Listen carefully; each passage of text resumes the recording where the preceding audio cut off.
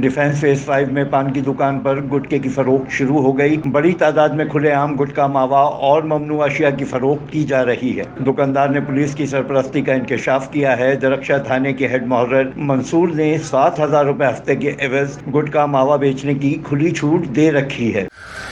آج کل سختی بہت چل رہی ہے، سختی بہت چل رہی ہے۔ تمہاری کس کے ساتھ ہے سیٹنگ؟ ہیڈ مورر جو ہے، ہیڈ مورر جو آتا ہے نا سلور مورر کا بھی ہے۔